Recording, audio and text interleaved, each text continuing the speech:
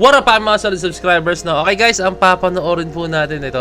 Kung mapanood nyo itong video to, 2 hours ago po ito na-release, no?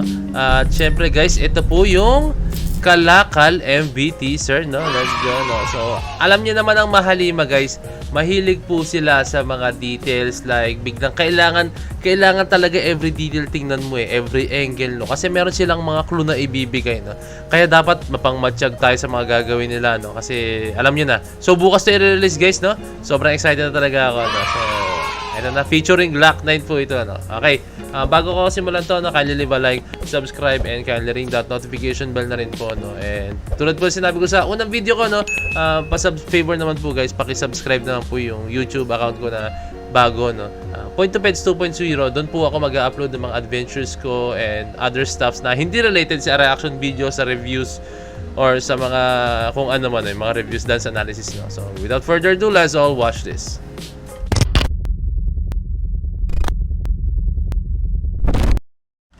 Let's go! Isang bagsakan muna tayo as review natin per frame. Per frame talaga yun, no? Hey, Kalakal MV, let's go. Okay guys, nakita natin yun, no? So actually guys, nakita na pala natin yung ibang details, no? Doon sa behind the scenes, no? Ayun nga makulit guys, no? Hindi ko pa rin alam guys kung nagkamali ba sila na in-upload nila na or napindot nila na nauna yung music, yung behind the scenes, no? Pero hindi, meron talagang date yung music video, no? I think talaga sinadya nila yun, no? Para maiba, no? Diba? Gano'n ating Mahalima, ayaw nilang lagi sumunod sa kung ano yung nakasanayan. Dapat kung iibahin naman nila, no? Okay, every detail tayo guys, try natin. Okay dito, wala naman ako masyadong makita details guys. More on mga bulb lang siya, mga bombilya, mga fairy lights ba tawag dito? Hindi yung fairy lights eh. Basta yung mga bulb siya na Okay, literal na kalakal guys. Yan, umiilaw-ilaw. Tingin tayo sa paligid, kapaligiran. Yan, wala. Ito, may nakita ko dito. SB. Yan, may SB ditong sulat.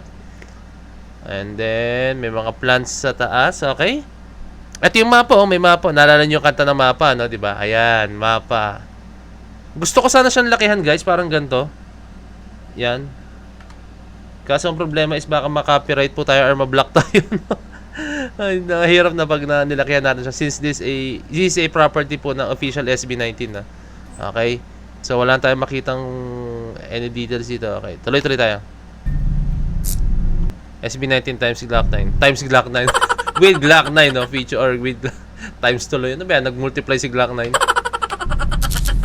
Ang angas lang guys, no? Pareho sila SB19, Glock 9. May pareho silang Mine 9 sa dulo, no? Ano to? Kalakal, yung pinaplay nila music is Kalakal. Ano yung mga nakasulat sana? Pasensya na guys, at nitingnan ko lang pong maigi yung mga details, no? Kasi alam niyo naman, sinabi ko sa inyo kanina, no? Ating Mahalima, lagi silang may detalye na kailangang observant ka po talaga, no? Kasi ganun sila may reason sa ganun. Okay, ito, wala naman ako masyadong makita kundi Kalakal, and then nasa siya yung old school na playing ng music, no? CD, and then okay, dito wala. Okay, next. Okay, pinlay na yung Kalakal. Okay. Dito, 5319. What's the meaning of 5319? Parang nagigets ko na. Wait lang guys, ha. Gusto ko lang siguraduhin, ha. Bigyan nyo ako ng time guys. Wait lang. Okay guys, no, nagets ka na kung bakit meron tayong nakitang 53 dun sa unang frame guys, no. So nakita niya meron 53 dun sa baba, no. So 53 kasi yung pangalan ni Glock 9. Kasi naalala ko may binanggit si Glock 9 about dito, no. So yung Glock guys is kind of gun, handgun, no. Which is siya? Barrel siya in a simplest term, no. Yung marami siyang klase pero meron ako nakita rito Glock 44, no. Okay, Glock 44, ayan, Glock 44 is a compact size pistol with the ability to adapt to nearly every hand size by using the different backstrap supplied with the pistol. Okay, barrel pistol.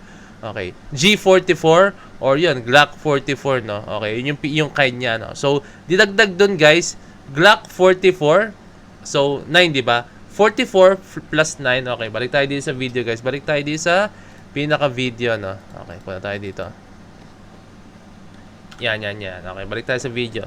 So, 44 plus 9 is equals to 53. Nakita nyo na.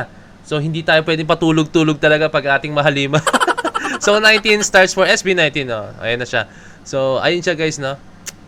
Hindi talaga tayo pwedeng patulog-tulog pag ating mahalima. Naalala ko lang yun, no? I think naman yung iba nag-guess din yun, no? So, ako lang medyo nag-wonder lang ako sa details na yun, okay? So, eto, meron dito, wala lapag kami. Okay, ito yung ano, yung mga lyrics nila, yung mga nakalagay sa pader, okay? Okay, Pablo. Tamang flex, let's go. Dito, ito yung CD kanina, okay? Ito yung kalakal na cart. And then may kita mo rito, stop, okay? Mga literal na kalakal. Ito, kalakal, parang ukay-ukay siya, no? O, 53, 19, 29. So, anong stand ng 29? Doon tayo nagtaka, no? Doon lang tayo naguluhan. So, ano yung 29, ha? Comment down below, ha? Pwedeng 18? Hindi, 18, eh. 29 stands for 19. Mahirap. Hindi ko na alam. Ayan na, pinag-isip tayo ng SB19. Pinasabog na utak natin, guys. Yun lang. Okay, dito. Ito, may TV. And then, the rest, wala na akong makita ibang details dito, guys. No? So, kung may dagdag kayo, guys, no, comment kayo down below. Pag-usapan natin yan bago i-release bukas yung video. No? Okay, Sir Glock 9. Yes, let's go.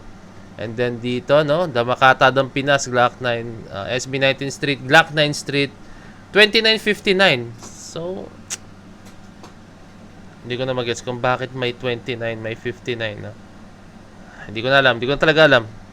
Kasi 29 stands for, wala eh. Barrel din ba ang 29? Search ka natin, pero hindi eh. Wala akong ano eh, anong barrel lang. Okay, sundan natin. Wala tayong maano dyan, may hirapan tayo. Okay, dito. Okay, wala tayong makita. Kalakal edition. Okay. So, si Josh, ano siya, parang nahay sa megaphone. Megaphone tawag dyan, di ba? Okay. May flower dito. Ewan ko ang tawag dyan. Ano ba yan? Windmill or what? Sir Glock 9. Dito, okay, nakaupo si Glock 9, no? So, siya yung nakaupo sa upuan kasi parang ano siya, no? Siya yung parang pinaka-king that time kasi siya yung Makata ng Pinas, parang pinakita nila, no? Okay, dito, merch ni Josh Cullen, ayun yung logo ni Josh Cullen. Then dito may mga itlog, no? I don't know kung saan relate. Naalala ko, basta binanggit nila yan sa behind the scenes, no? Hindi ko na maalala kung di sabihin ng mga itlog. And then dito, yan, merong warning sign, may darts. Okay. Okay, si Ken Kalakal SB19, okay? Okay, end na siya dito. So, yun na siya, guys. Meron tayong mga nakitang mga ibang nakitang detalye, no? Pero more on hindi natin lalo na rin yung 29 tsaka yung 59, no? Comment down below, guys, baka may theory kayo about that, hindi natin alam, or baka random lang nila nilagay yun dun, or meron pa ako na missed out ng mga details na na-miss ko siya, guys, no? So, sana po is, panoorin natin, guys, supportahan natin ng SB19. I hope naman, guys, na kahit hindi ko nasabihin, alam ko susuportahan yung SB19, no? Ayun lang. Siyempre, andyan ang aking idol. Alam niyo naman si Point of Beds. Fan ako ng mga battle rappers, ng mga rappers dito sa Pinas or kahit saan man, sa mga rapper, hip-hop artist na fan din po talaga ako, no? Kaya si Glock 9, isa sa mga iniidolo ko po talaga, no? Okay, no? Waiting tayo dito bukas, no? Sabay-sabay na panoorin to, no? Try ko mag-live siguro. Hindi ko alam magla-live ako or what. Pero I think baka hindi ako mag-live. Kasi gusto ko dun sa premiere, sabay-sabay mo na siya panoorin, no? At saka na siguro siya panoorin.